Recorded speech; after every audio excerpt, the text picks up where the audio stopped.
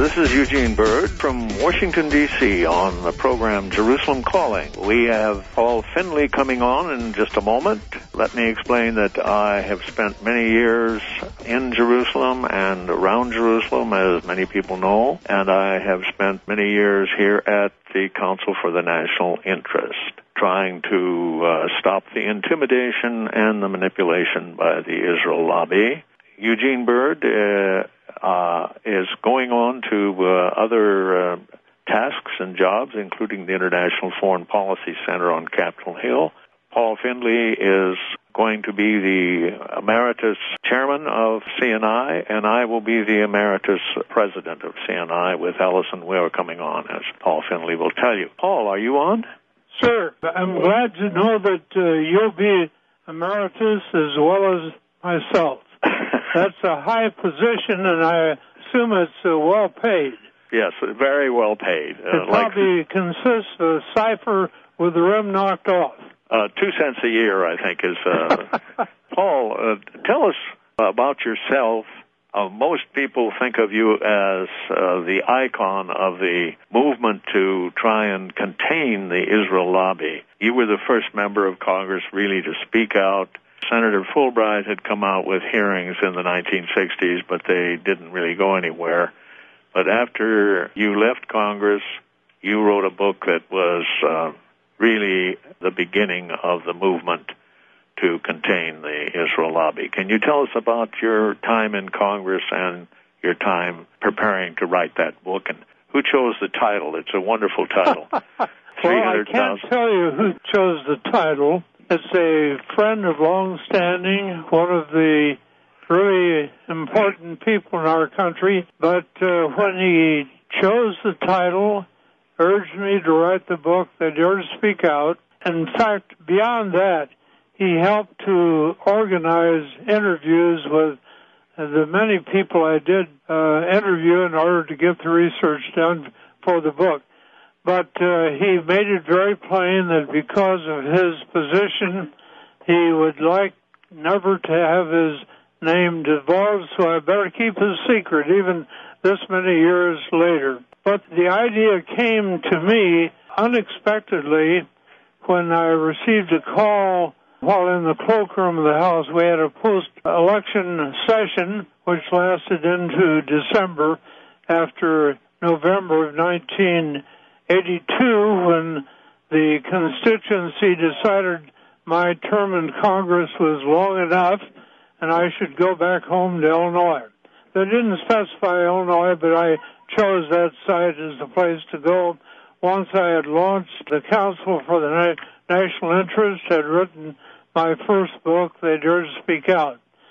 So, Gene, it's a long story, and I won't make it long in my summary, but when the book was published, after many disappointing turndowns by big publishers on Madison Avenue, a small publishing house called Lawrence Hill Books in Westport, Connecticut, decided to publish They Dare to Speak Out. It was an amazing success from the start, even though the major houses did not want to touch it because they thought they would offend a lot of their clients as well as their employees to have a book highly critical of the behavior of the State of Israel. Lawrence Hill, then alive and vigorous, decided to take a chance on it, and it was an instant hit. The chance I had to be on today's show, thanks to Brian Gumbo, I had the temerity to give the toll-free number which listeners could use to buy a book. And in the next few days, that toll-free number was resulted in about 3,000 books sold. It's just as a hint of the enormous reception the book received. I must add, too, that the Arab American community saw fit to keep bookstores aware of the book and urged them to stock it on their shelves. Today, the sales of They Dare to Speak Out have exceeded 300,000, which is a pretty good total for a nonfiction book. In the immediate wake, I received letters from all over the country during the year that followed publication. I answered every one of them with a brief note, but I filed them according to state, and I found that every state in the Union responded in that accumulation of 1,000 letters. They were obviously written by people that I would judge from their surnames were not having any ethnic or religious connection with the Middle East. They were simply Americans who were deeply distressed at what they learned in my book. Now, I can go further, Gene, but maybe you want to interrupt with a question directing me in a particular vein. I remember that 800 of those 300,000 urged you to start a national organization. And I'd like to know just exactly how that came about with you and Pete McCloskey and various other people. I know that there was a surge of public awareness of what was happening with regard to the Israel lobby even 25, 26 years ago. It didn't result in a Council for the National Interest being formed until 20 years ago. Can you tell us how that came about? Yes, I sure can, Gene. That inventory of over 1,000 letters representing every state in the Union led me to ponder what I could do to be helpful, to respond to their request on what can we do. They wanted to help. They wanted to get in gear and do something to correct the evils that were cited in my book. Well, I, of course, made contact with Arab American groups, also with some Muslim groups that include non-Arabs as well as Arabs, and I was really delighted to have their enthusiastic support.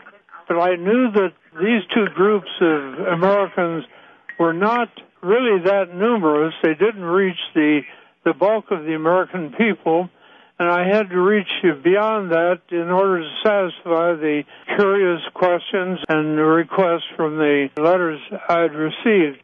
And I decided that what the United States needed most of all was an organization that consisted of people that had no ethnic or religious ties to the Middle East, but felt that the damage to the American national interest already done by the lobby for Israel was so great that it deserved and required the attention of all citizens, not just those with Arab ancestry or Muslim connections. And as a result of that decision, I came to Washington. I communicated with Pete McCloskey, who was defeated in the California senatorial campaign, I believe, of 1982 for the nomination for U.S. Senator, and he attributed that defeat mainly to the adverse work of the lobby for Israel in the state of California. Well, that made us logical compatriots, because I'm sure that had Israel's lobby not focused in on my bid for re-election in 1982, I would have won easily. I don't regard that as a serious milestone in my career, because my defeat, while it's something I didn't welcome exactly, it opened other doors that I never would have found had I been retained on Capitol Hill. And I know that my colleagues on Capitol Hill would be constantly pressing me not to make an issue of Israel's misbehavior. They would really scowl at me every time I made a speech about it or forced a vote on a pending measure that related to the Middle East. So I would not have had time or, I think, motivation to write the books that I did write. And I found that my work after the career on Capitol Hill has been much more rewarding, more interesting, and I hope more beneficial to the cause of justice and peace. This is Eugene Bird calling from Washington, D.C. to the world outside. We have the famous Congressman Paul Findley on today. I want to ask Paul, What other books have you written besides They Dare to Speak Out? And can you tell us about your new memoir? I'm glad to, of course. I wrote a book, Deliberate Deceptions, which is actually a reference book. It deals with the mythology about Israel, and I demolish each bit of the mythology by quoting either U.S. people prominent in the Jewish community or officials of the State of Israel. I also wrote a book called Silent No More, Confronting America's False Images of Islam. It was published a month before 9/11, and it didn't become quite the big seller that They Dare to Speak Out became and still is, but it has been a useful instrument to acquaint the American people with the truth about Islam and dispel some of the mythology, the false images that are so prevalent today. I wrote the book over a 2-year period after having an inspiring experience in Malaysia, where the Just World Foundation sponsored a week seminar on Western images of Islam. And from that, I concluded that these false images of Islam are a barrier to the reform of U.S. Middle East policy. Just face this plain fact: almost 1/2 of the American people are today so concerned about the real intentions of Muslims that they want the civil liberties of all U.S. Muslims curtailed. So I had a powerful incentive to write that book. It is still selling. I hope it's going to be a greater influence in the future. I also have finished writing a memoir, which will probably be called I Dared to Speak Out. It will sum up my life on Capitol Hill and since, where I was involved in many side issues beyond the Middle East. I wrote it to demonstrate the opportunities that political endeavor offer young people today. If they'll simply get involved in the mainstream of politics, they can truly make this a better country. And I wind up in the book with some of the dangling loose ends that still needed attention after my departure from Capitol Hill and still are really gnawing problems in our society, and many of them are neglected very badly. My book will be out in April, and I hope a lot of you listeners will find it worth reading. Thank you very much. I want to ask you also about the future of the negotiating process as you see it. At this point, Netanyahu has been here, and as one Washington Post writers put it, the white flag was run up at the White House instead of the American flag. That's a joke, of course, but can you tell us how you see the present Obama-Mitchell negotiating process playing out in the next 4 months and the next 24 months? Because they're now saying in Israel and here there are leaks that before 2012 there won't be a Palestinian state, there won't be an end to the negotiations. The negotiations are just a foolish waste of time. They always have been. And with the present type of government in Israel, they will remain that way forevermore. The U.S. government has always tiptoed around any issue connected with the State of Israel. They treat the Israelis as a sort of a sacrosanct entity that has to be placated no matter what they do. They are unwilling to confront them directly with the bold truth that Israel is engaged in criminal activity and ought to be treated as such. I don't see any hope as long as Netanyahu is prime minister, and I see no chance at the moment that we will have a Mandela or a Gandhi or someone with the right attitude on violence emerge as the leader of the State of Israel. I don't think Israel is a hopeless case, but they had better welcome a two-state solution, or the demographic tide is apt to wiped them out in a matter of a few years as an independent state, mainly for Jews. I must say that we have just returned from a 15-day tour from Cairo to Beirut, and we've just had Ambassador Edward Peck aboard the Turkish flotilla, and he's all over the television back here. So we see changes going on in terms of receptivity by the American people. And our primary purpose has been to promote American interests and to do exactly what you did in your original book, which was daring to speak out so that the American public would realize that foreign policy is made in Tel Aviv when it comes to anything touching on Israel and her neighbors. Well, our government and our Congress, part of that government, should speak plainly about the problems we've had in recent years. What led us to war in Iraq? What led us to war in Afghanistan? What led us to the terrible bloodletting on 9/11? All of these can be traced to our uncomplaining complicity in the criminal behavior of the State of Israel. And yet we never seem willing to even express a thought in that direction, much less examine the real motivation that causes much of the world to be anti-American. We treat Israel and its behavior as something that is off limits.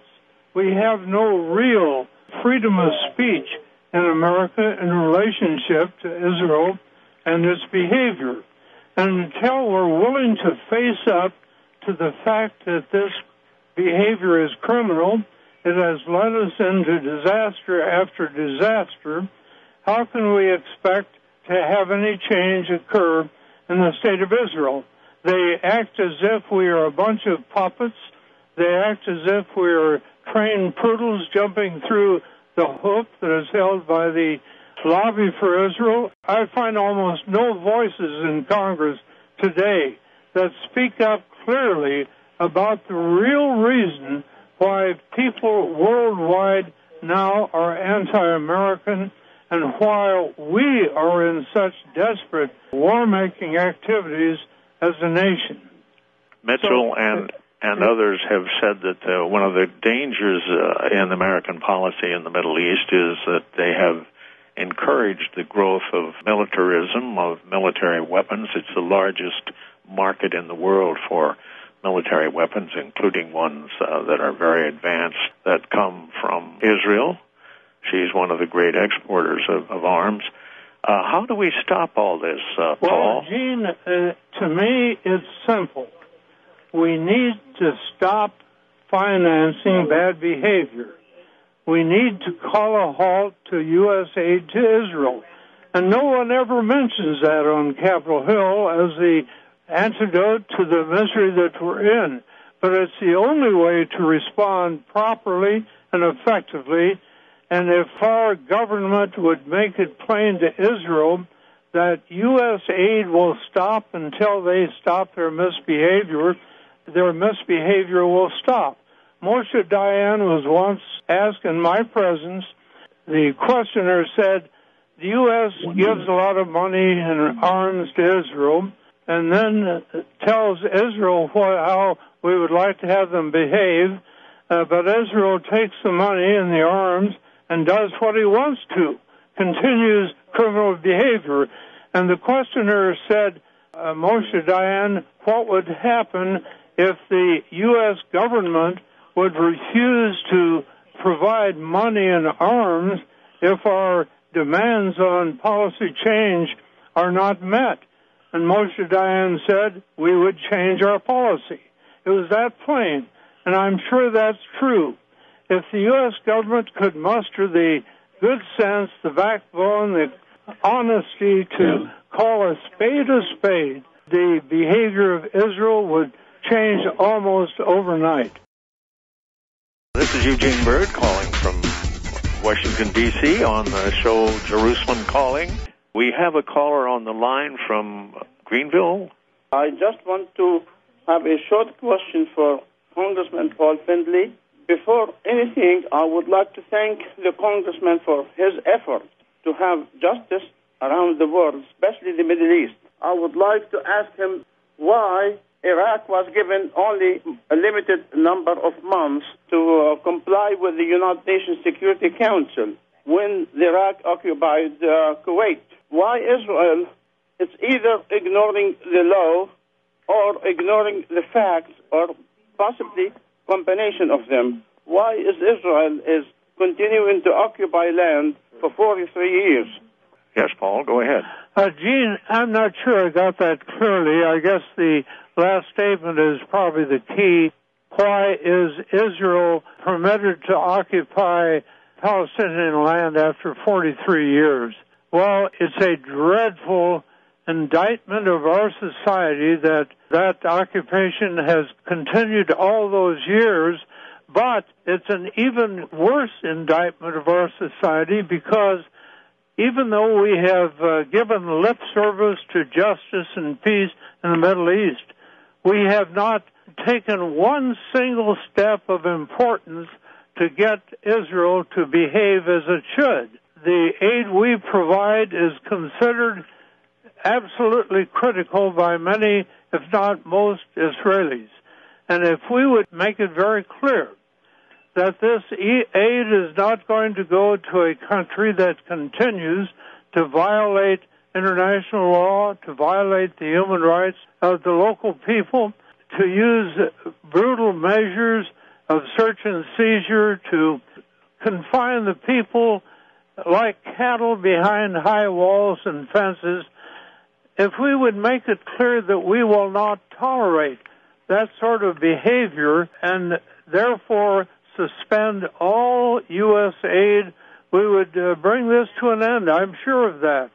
And I'm sure that the gentleman who called would be delighted if our government would take that action. The simple fact is the lobby for Israel has been so efficient in controlling discourse about the Middle East and protecting the name Israel from criticism throughout our society that the Congress and the President have both been brought under that heavy blanket of censorship, and even the President of the United States, the Commander-in-Chief of the world's only superpower military establishment, dares not call a spade and demand that the government of Israel stop its brutal treatment of the Palestinians.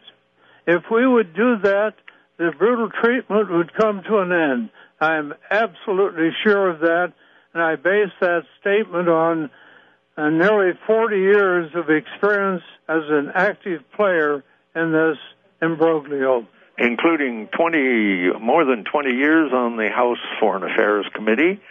Congressman Paul Findley has done so much since he left office that I have to tell the story about a Saudi minister who told me when he listened to Ambassador West, former governor of South Carolina, when he was leaving Saudi Arabia, and he gave a stem-winding speech that Paul Findley could have given.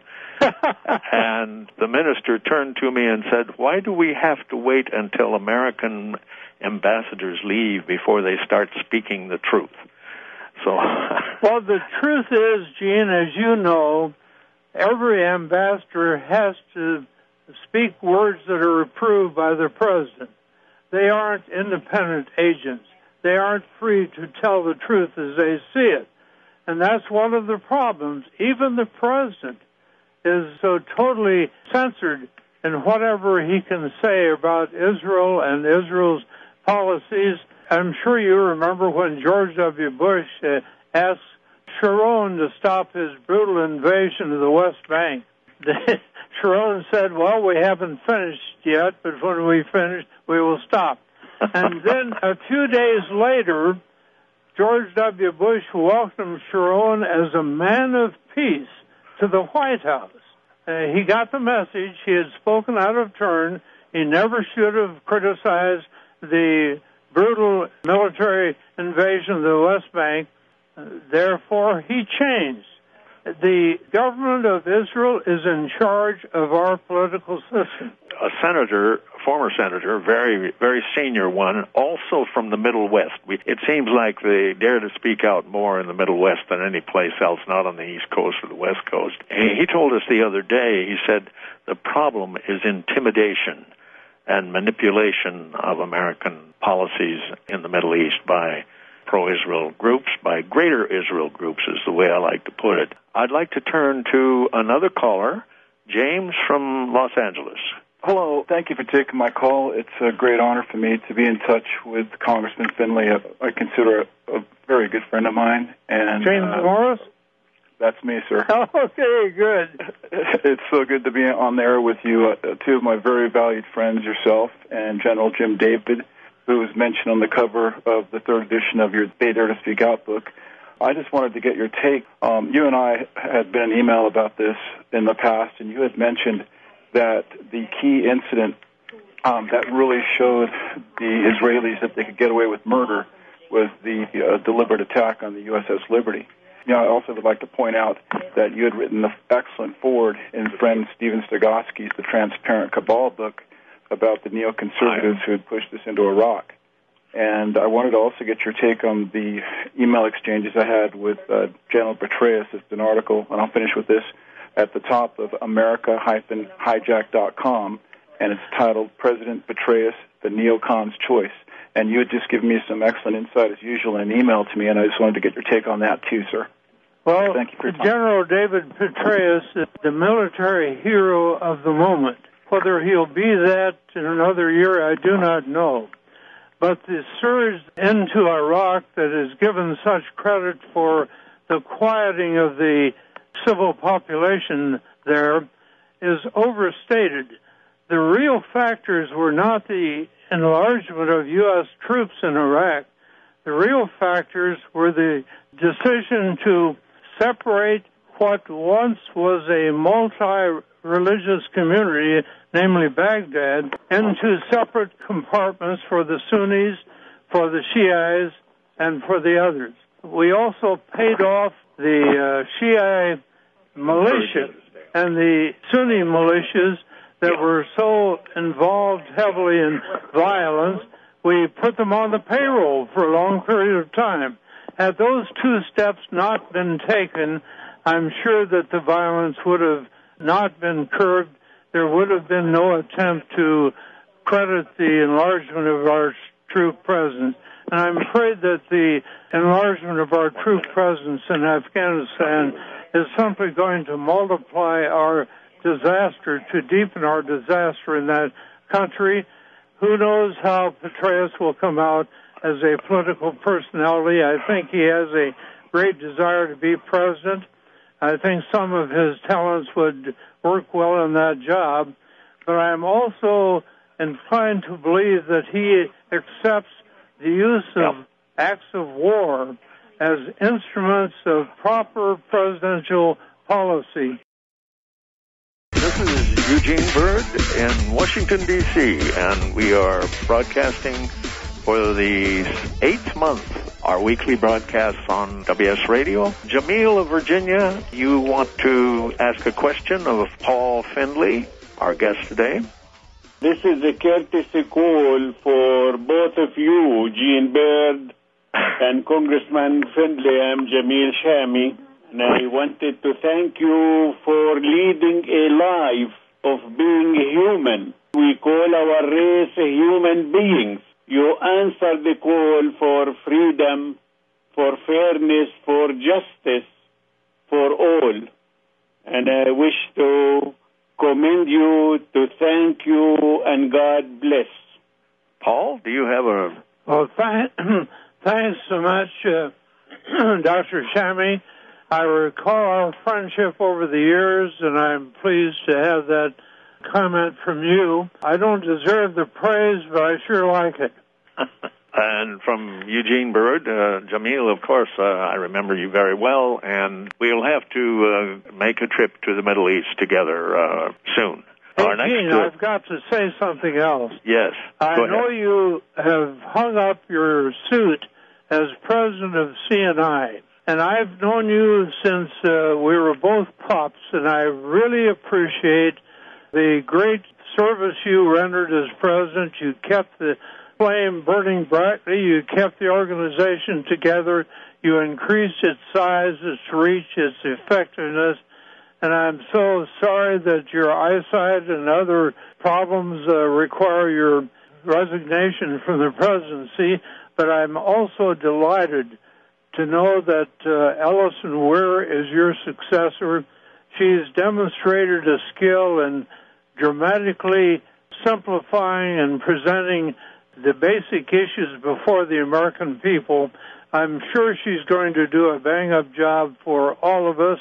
And I believe, I believe I'll live long enough to see justice occur in the Middle East.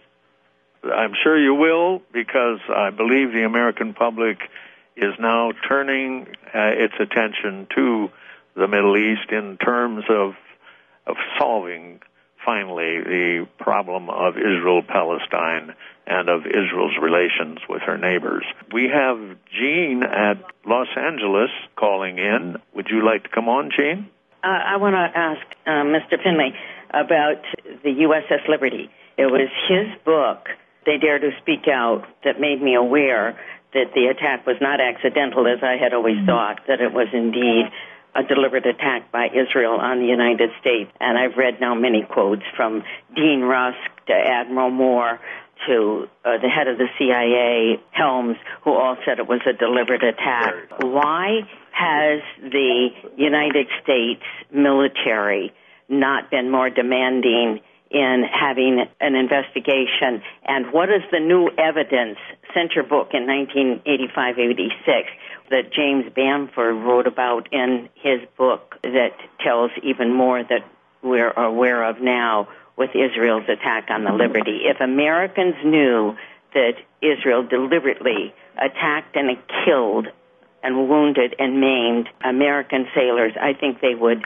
rise up. So the two questions: why hasn't the military been more adamant about this investigation, and what is the new evidence that Bamford has brought out in the last several years? I'm glad to respond. My new book, which will be out in April, deals in detail with the assault on the Liberty, and I have concluded long ago that June 8th, 1967, was a fateful day in American history when our policy toward the Middle East took a wrong turn and has never turned back. That was the day that the government of Israel deliberately tried to sink the USS Liberty and everybody aboard. Our president took part in a very unfortunate way that day, because even though he knew that the Liberty was still under assault, he ordered that fighter planes headed to rescue the Liberty from the assault by the forces of the State of Israel, he ordered them to turn back. That day was a day of profound importance because it signaled a watershed event. Before that day, our aid to Israel was modest, less than $100 million a year, now trifling compared with today. After that day, cover-up was the answer to the Liberty assault. The President of the United States deliberately ordered the cover-up. He deliberately ordered that all documents connected with the aborted rescue attempt to the Liberty by U.S. warplanes be expunged from public records, and there is not a sheet of evidence still remaining. In the wake of that cover-up, the torrent of aid to Israel, unqualified in any way, reached the multi-billion-dollar level and has stayed there ever since. Yes, it Paul. was a watershed day that will live, if I may borrow a phrase from FDR, it will live in infamy when the truth is known. Thank you, Paul. And we will turn to our last caller, Jim from Washington, D.C. First, thanks to both of you. Really, you're both heroes, and I mean that from the bottom of my heart. My real problem here is that I believe, like a lot of other Americans, in the promises of the Obama administration, and that there would be a genuine outreach to Muslims. And it seemed like we got off to a decent start in the Cairo speech. Now, I mean, it seems like his loyalty, or he's really, all we're hearing is from the Tea Party, and he seems to report to the neocon. It's been a complete 180 degrees from the initial outreach, it seems to me at least, from the Cairo speech and this outreach to now, we're really going back to the Bush administration, which is criminal in their activities. And I wonder what happened. What about the promises that Obama made? Why aren't people holding him to it? And why aren't we hearing more from people? That's a great question. Paul, would you like to answer that one as a final answer? The lobby has suffocating influence over every White House. Obama's White House is no exception. The president is surrounded by people that place the interest of Israel before the interests, in my opinion, of the United States. And that the only hope I see on the horizon is that episodes like the Liberty Assault will become publicly known and will somehow penetrate the suffocating influence the lobby now holds throughout our society. Gene Bird mentioned the word fear, and fear is a large element of the reason for this dreadful trend. Well, do you have one more minute, or is that it? I have to interrupt you at this point, but we're going to have you back on.